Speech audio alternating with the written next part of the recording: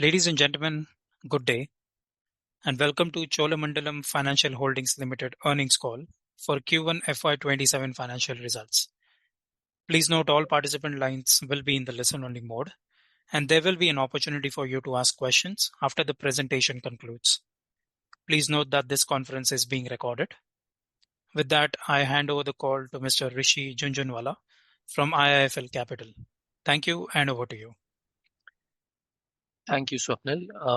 Good afternoon, everyone. Welcome to 1Q FY27 earnings call of Cholamandalam Financial Holdings Limited.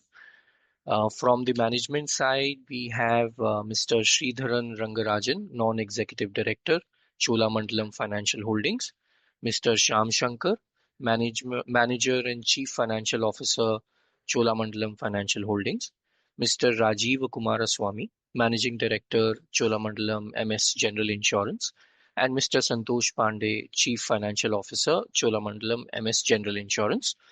I'll hand over the call to management for their opening remarks, post which we can open the floor for Q&A. Over to you, Mr. Rangaraj. Thank you. Right. Thank you. Good afternoon and welcome you all for the Q1 earnings call. You know that there are two major investments, NBFC and insurance, and NBFC is well covered through their Chola Financial call, and you also have the presentation uploaded. So we have with us Rajiv Kumaraswamy, MD, as well as Santosh Pandey, the CFO for insurance business. So this call will predominantly focus on the insurance, and I would request Rajiv to make the opening remark, and we'll open up for Q&A. Thank you. Thank you, sir. Good afternoon, everyone, and thank you for joining our earnings conference call for the quarter ended June 30th, 2026. This being my first call after assuming charge on 1st of June, I take this opportunity that I'm looking forward to engaging with you as we progress during the year over the next few quarters. Also take this opportunity to wish all of you, a very warm Independence Day coming celebration. May this occasion inspire us to, continue to have pride and unity and a shared commitment to India's continued progress. And we, as part of the insurance sector, provide the requisite protection and risk management to the corporate sector as well as the whole of India. I will begin with an overview with the industry environment, followed by our performance highlights for the quarter. The general insurance industry recorded a growth of approximately 8.3% in quarter one as compared to 8.9% in the corresponding quarter last year. The growth continued to be driven by motor and health, while commercial lines, especially fire, remained under pressure due to the intense pricing competition, resulting in a significant industry-wide decline on growth. The operating environment continues to be shaped by evolving regulatory developments and the competitive intensity across product segments arising from claims inflation in both motor and health remain to be challenging. Against this backdrop, Chola MS reported a GDPI growth premium income of 1860 crores, registering a growth of 2.6% over quarter one last year. The GWP, on the other hand, grew by about 6.7% at an absolute number of 2,130 crores. While this growth has not been in line with expectations, the performance has been also impacted by lower volumes in commercial business and in motor, and a highly competitive market environment in fire and the health portfolio due to pricing issues and the overall combined ratio for the group health business. The motor segment, while it saw good tailwinds since September 25, helps us also maintain motor being our largest line of business, and our motor portfolio grew by about 5.7% in the quarter. This growth was led by the commercial vehicle segment, and we continue to remain cautious and disciplined towards other segments where profitability remains under pressure. We continue to take corrective portfolio steps, targeted pricing interventions, enhanced NCV sourcing, and tighter underwriting controls. And we are also continuing to take corrective actions on the claims management. These positive impact, the measures of these impacts should likely to emerge over the coming quarters. In terms of our mix, the private car portfolio is 48% of our business. The two-wheeler book is about 9.5%, and the commercial vehicle segment is at about 42.5% of our portfolio. In the commercial lines segment, on the back of robust reinsurance capacities that we had sourced at the start of the fiscal, despite a sharp competitive market and industry-wide pressure, we performed relatively better than the market, with the growth rate being driven by marine, engineering, and liability. The commercial segment, while it reported a decline of 8.6% in quarter one, primarily due to the pricing pressure in fire, the April renewal cycle and the aggressive market pricing, which has continued, has resulted in rate reductions.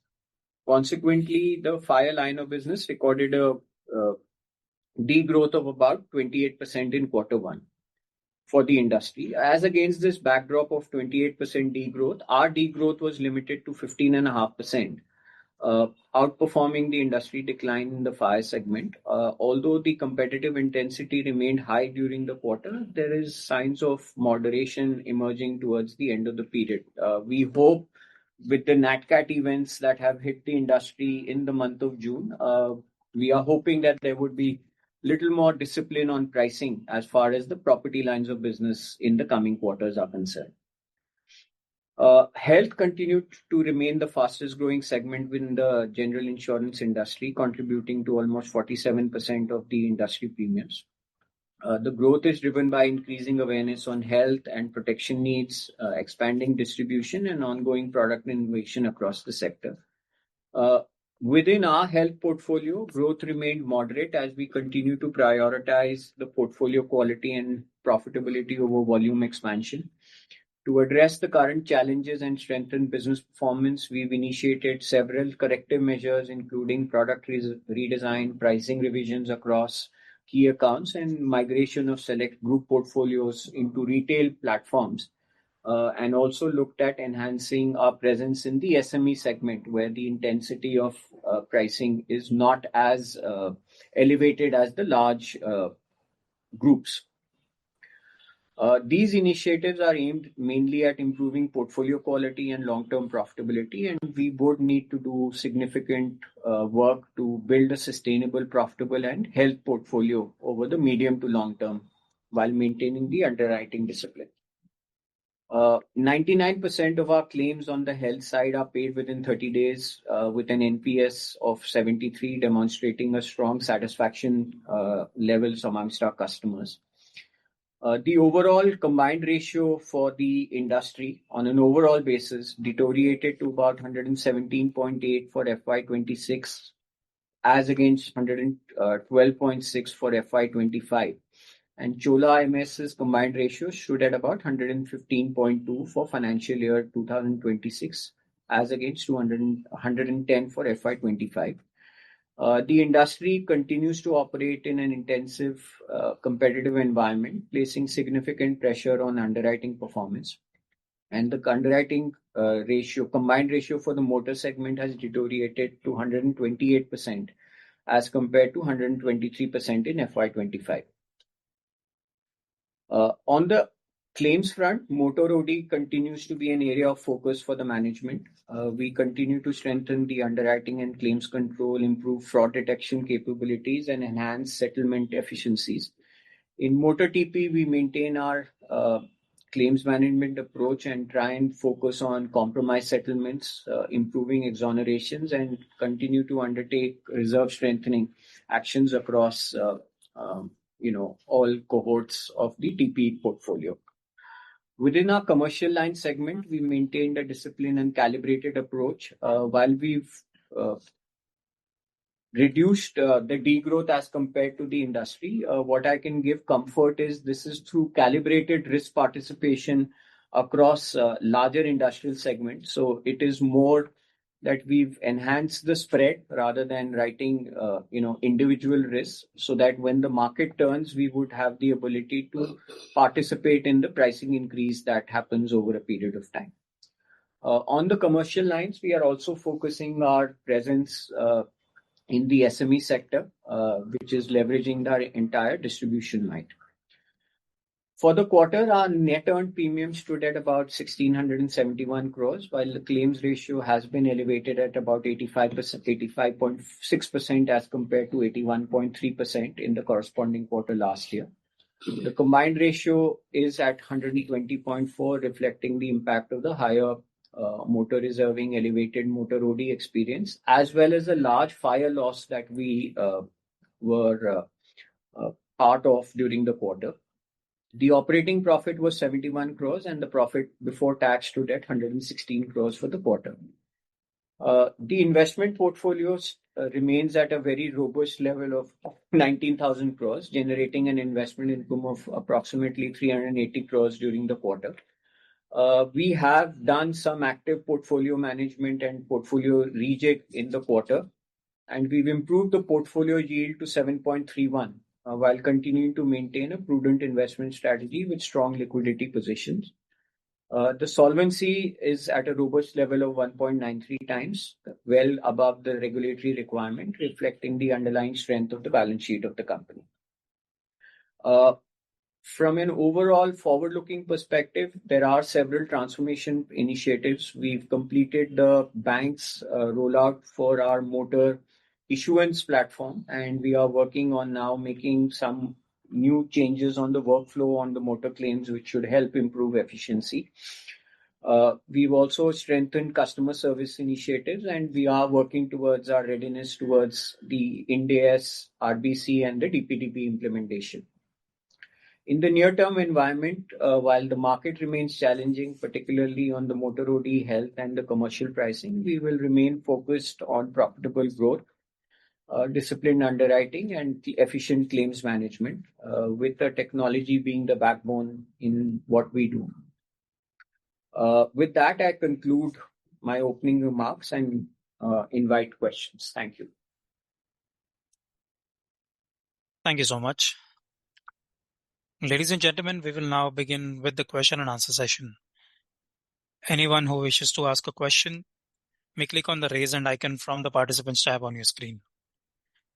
We request participants to restrict to 2 questions each and then return to the queue for more questions. To rejoin the queue, you may click on the raise hand icon again. We'll wait for a few moments until the question queue assembles.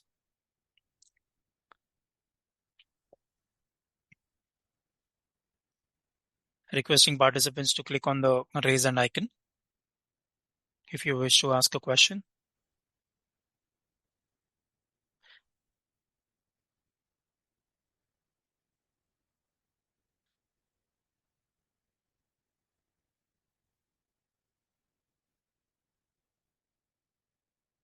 Requesting participants to please be connected.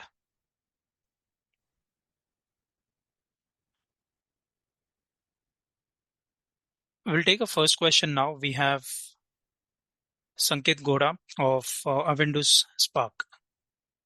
Sanket, please go ahead. Can you hear me? Yes. Thanks for the opportunity. So Rajiv, the first question is on the motor TP claims. Just want to understand, given some companies have provided for that Supreme Court judgment with respect to housewives, have we made any additional provision in the claims ratio, what we have reported at 84.4, or this number what we see is more business as usual? So that's my first question. And maybe related to that, is on motor OD.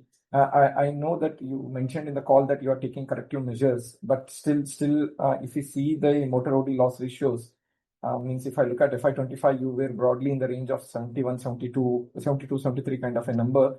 It deteriorated to 80 plus in 26. Now it has further deteriorated in 1Q FY27. I know that you slowed down your two-wheeler business. Maybe you are now calibrated in cars too. So any visibility you see this number to improve going ahead, or is it fair to say that given we will move to 4 years and 6 years in cars and two-wheelers, people might further increase the discounting in OD, and this number will not see any respite in foreseeable future. So that's on the motor side. After you answer, maybe I'll ask questions on other segments. Sure. Thanks, Sanket. Short answer, we've not taken any provision in the quarter for the Supreme Court judgment. We are monitoring, given the matter is sub judice, and as you would be aware that there is a review petition which has been filed. We are in the process of doing our analysis, and we would wait for the outcome of the judicial review process, to which the GI Council is also a part of, and then we will take a decision on how to deal with this, depending on what the outcome of the review process goes. On the OD part, I would like to say that no, I don't think we would accept the current level of the OD LR. There are corrective measures that we are taking both in terms of sourcing in terms of one, the mix of new versus the renewal/rollover, and even in the rollover/renewal, the focus on the NCB part of the portfolio. So that correction would happen from a sourcing standpoint. And the other one is that we are also taking some internal interventions to see how we can manage the ACS. While this always remains a challenge because there is the claims inflation that we need to look at managing, but looking at a more closer analysis on the repair versus replacement and how we can build in efficiencies on that is something that we are working on. This is a journey. It will take a couple of quarters for us to turn the tide, but we are not accepting that or stating that this level of 80 or 86 is something that we will sustain, irrespective of the fact that the 4+4 comes into play. Understood, Rajat. So realistically, this 86, do you see going back to at least 80 kind of a level, or meaningfully the numbers what company used to report in 25 around 70 plus? Any journey or any time path you have in your mind by when we can achieve that? So, I mean, the way we look at it is, if the leading private sector companies with a portfolio similar are able to achieve it, there is no reason why we should not be able to. So maybe a short answer, we would want to get to a number which starts with 7 to begin with, maybe the late 70s, and then we will see how we progress to the mid 70s. Understood. Sangeet, just adding to the Rajiv point, internally we have working upon improving the mix of the new motor versus the old motor, which is also helping in terms of the average premium realization. Eventually, that will also help in terms of the reducing the overall motor OD loss ratio, and we are quite confident that we'll be sub 80 in a given period of time. So yes, overall industry level, the motor OD LR is on higher front. So if you compare quarter to quarter for most of the players, you'll find seeing increase in terms of the motor OD LR. For us also, it is impacting, but yes, we'll be achieving a number sub 80%. And for a business line, Sanket, which is 70% of our book, we cannot let this continue. So yeah, exactly. Actually, you are more exposed, so that's the reason I was more keen to get an answer to that. Completely conscious about it, and we are working on it. Understood. And the second question was on your health, especially maybe you can say both group health and retail health. We understand that group health there could be a pricing pressure, and you might have chosen to not to participate, but entire industry is showing a very strong or robust growth in retail health. But we have chosen a completely opposite path by reporting a decline. So anything we need to understand, or you are revisiting the entire strategy, and that's the reason why retail health is reporting a decline compared to why the industry reporting very robust growth there. So I think you would have seen that there are these slides which have been put up new, so that we are, putting it out there in the open, which are the areas which we would need to work on. Health would be a kind of a grounds up build. I'll probably address the group health part before one gets into the retail health side. On the group health, I can say that there are three large elements of the group health. One is cross-subsidy group health, which typically gets written with the commercial risk, which is the fire engineering. Yeah. Now, there is no cross-subsidy left. So, there is a degrowth coming because the whole account, if it's not making any sense, there is no point writing the cross-subsidy health. Uh, when it comes to the standalone group health, the strategy that we've started adopting is that any standalone group health needs to make sense on its own merit, and we are trying to make sure that we drive group personal accident with every group health policy that we underwrite, and hence there is a shrinkage, there is a slow growth because the focus is on all those single mandate multinational clients where they speak value rather than price, as well as the SME book. And there is enough and more business, and we've seen some traction from channel partners who want to partner with us, and we've got a very strong hospital network of, while the book is small, given the fact that we do a lot of retail health with the public sector banks, our hospital network is already in excess of 13,000. So the backbone is in place. We need to get the distribution engine to fire.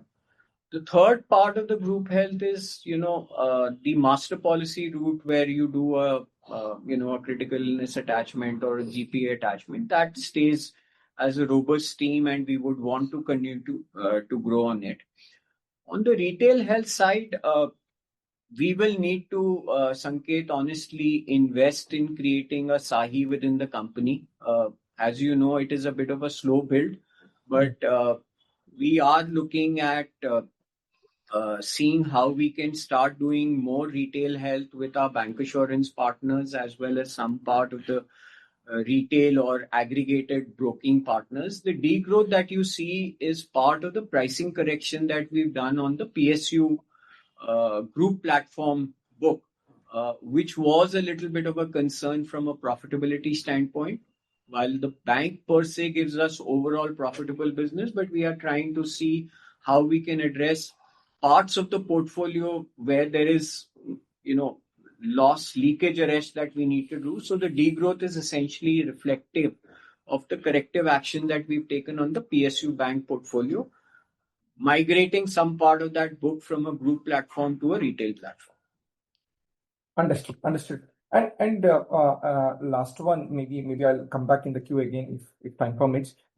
This you in your initial remarks said that you got better reinsurance treaties in place, and therefore your moderation in fire is relatively lower than the industry, and naturally you have done well in other commercial lines like marine engineering.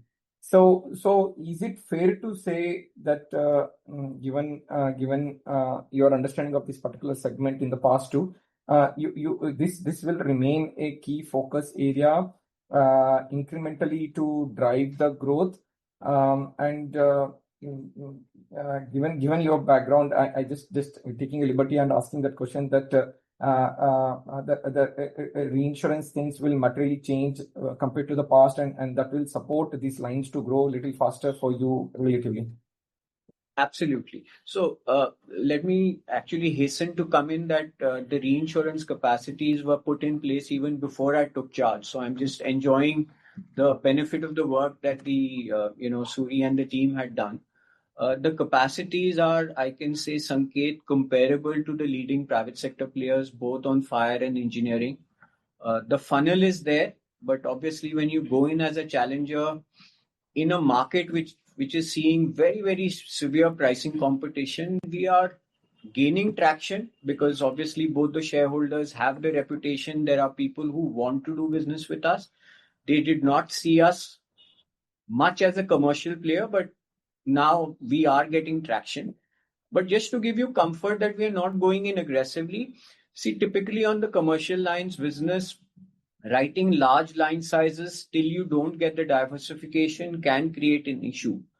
Now, what typically happens in this line of business is when you're going in as a challenger and you offer a 30% line, typically the broker or the client will give you 15%. So they are doing the line size management for you. So a large part of the growth on the commercial business has come through increasing the funnel, getting better conversions.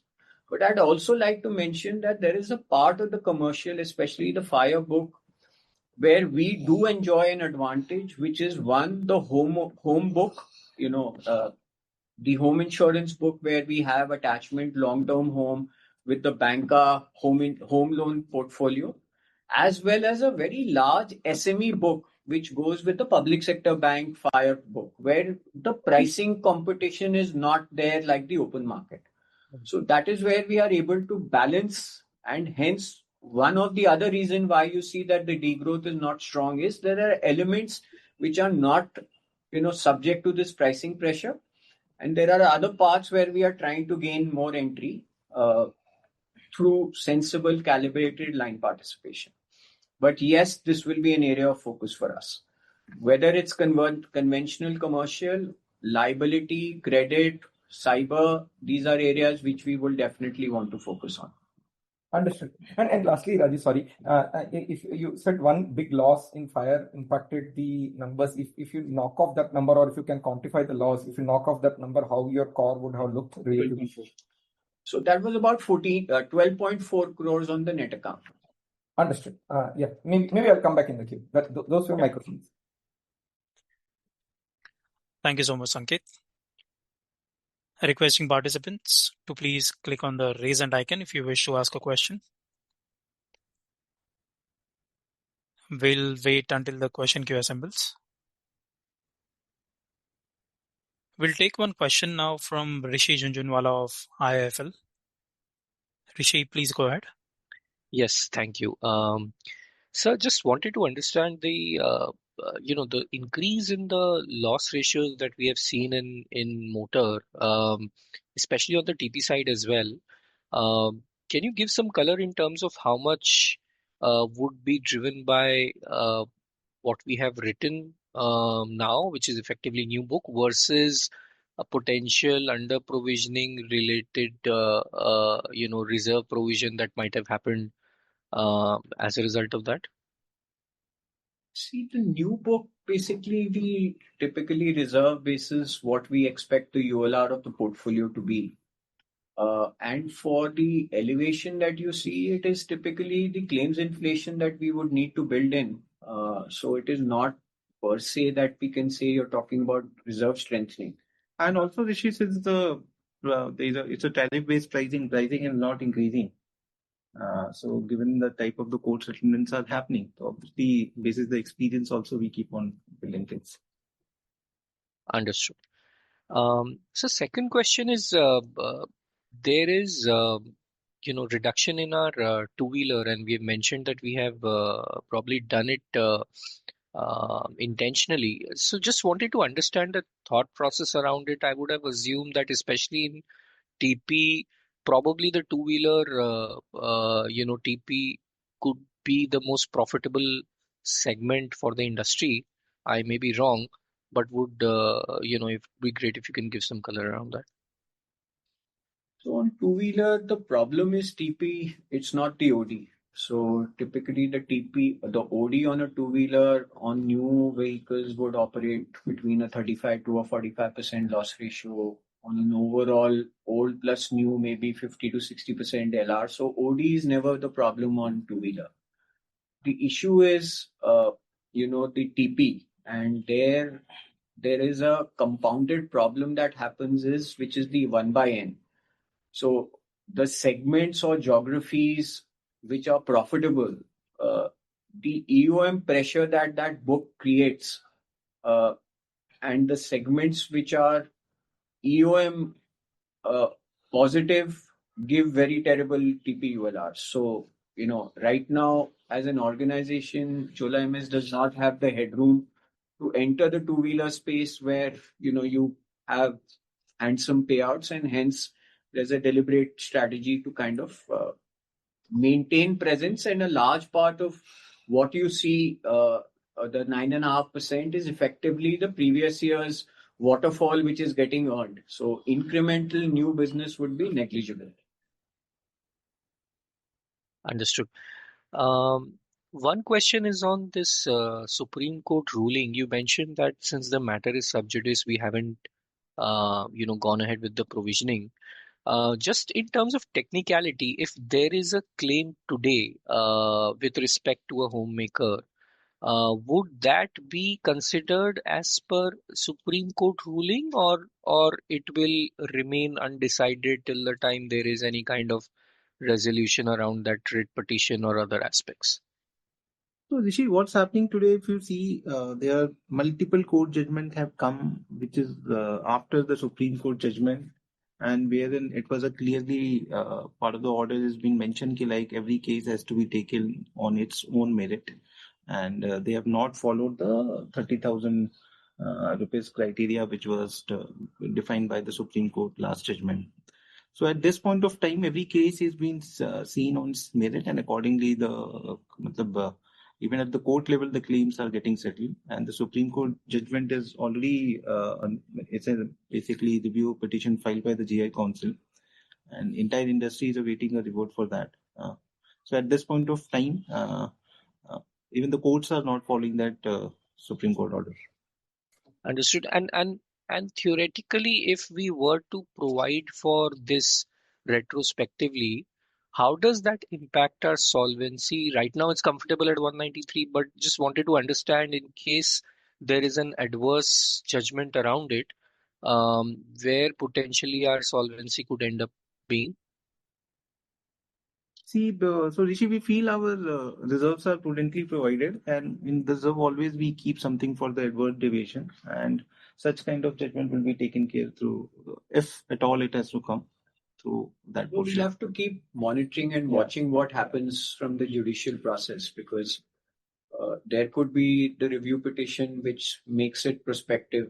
The prospective could be accidents that happen after the judgment. The prospective could be policies which are issued after the judgment. So I guess the fact that the whole council has got impeded as part of the review petition, it is an issue which merits serious attention at an industry level. Understood. And one last question, sir. While we may potentially, start doing IFRS from next year, just wanted to understand, if we have been, trying to, prepare statements around that. I mean, where would our profitability or ROE tentatively look like in terms of, given that we have a significant proportion of motor in our portfolio? Do you believe IFRS profitability could actually be substantially higher, or that would not make a material difference given that acquisition cost in case of large part of motor anyways gets deferred? So Rishi, we most of the GI companies have got the basically 1 year forbearance, and IRDA has approved that forbearance request.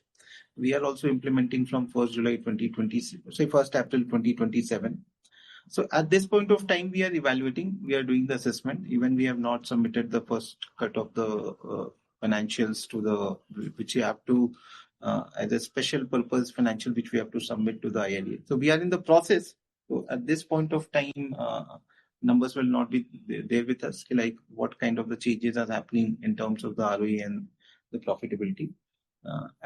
By next quarter, we may be able to provide something. At this point of time, I'll not be able to share any numbers. Got it. All right. Thank you, sir. All the best. Thank you so much, Rishi. Requesting participants who have joined the call, please click on the raise hand icon if you wish to ask a question.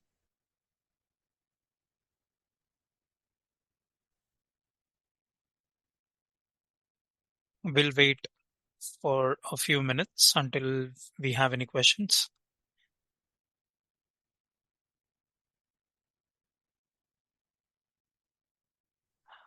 I think we have a follow-up coming in from Sanket Goda. Sanket, please go ahead.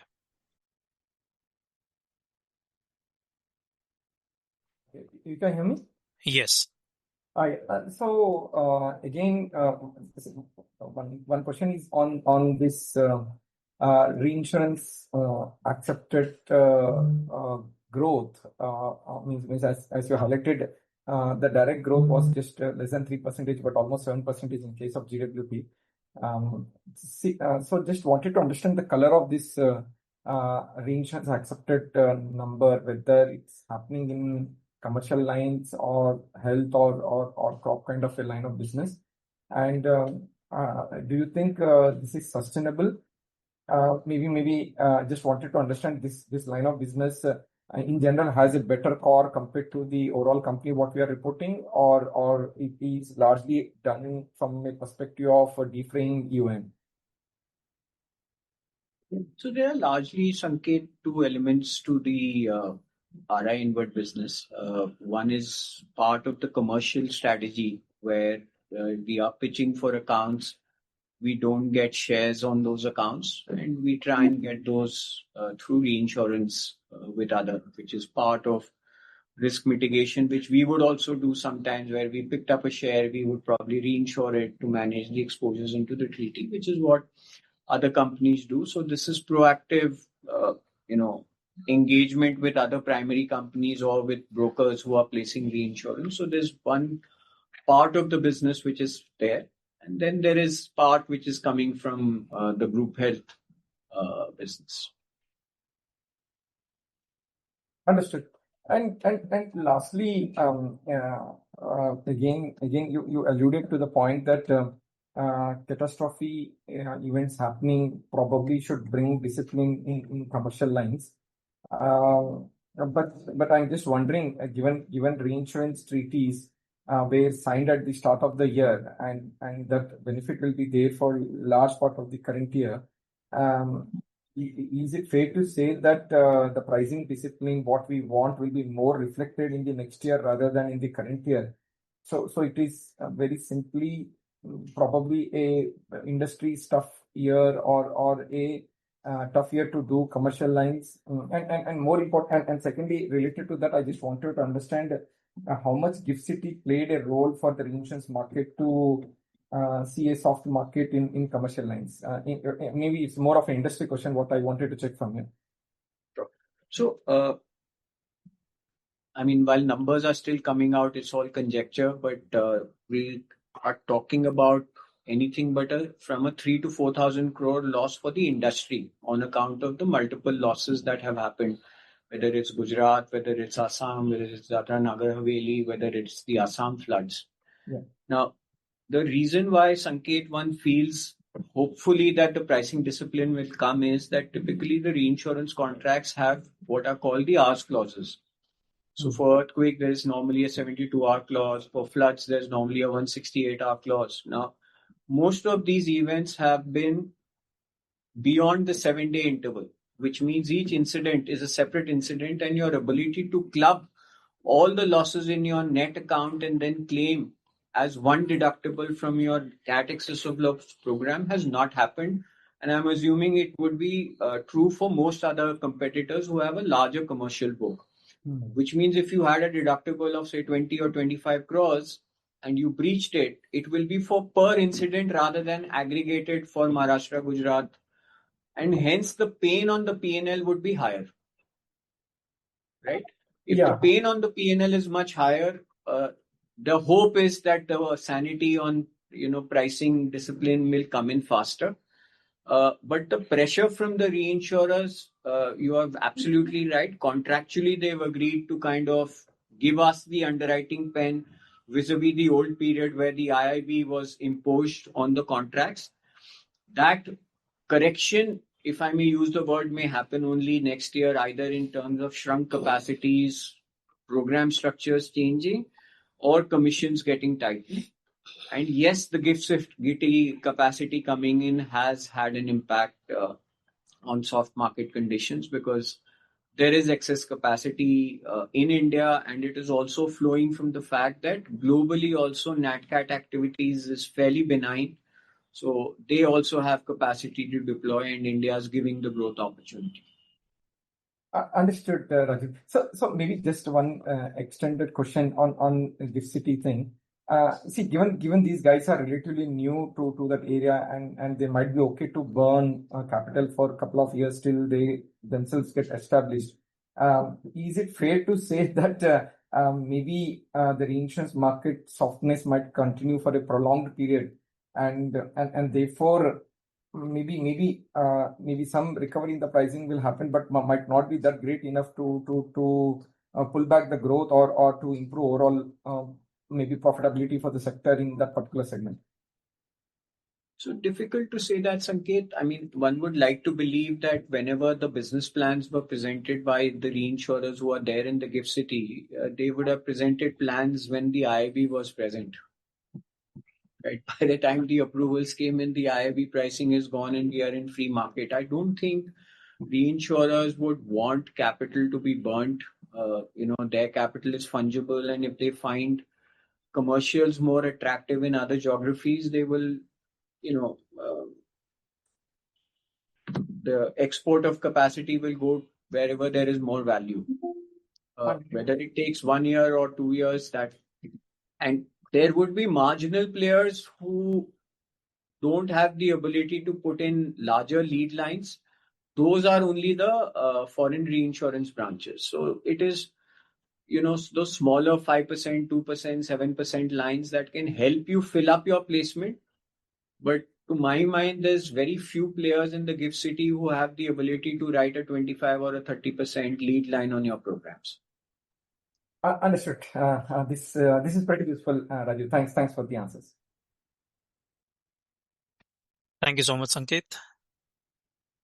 Any more questions from any participants? Please click on the raise hand icon. All right. As there are no further questions from the participants here, management team, I would like to hand it over to you. Back the conference over for your closing comments, please. Thank you. Thank you for your time, and we look forward to remaining in touch with you. Thank you. Thank you so much. Ladies and gentlemen, on behalf of Cholamandalam Financial Holdings Limited, this concludes today's conference call. Thank you all for joining us, and you can now click on the leave icon to exit the meeting. Thank you all for your participation.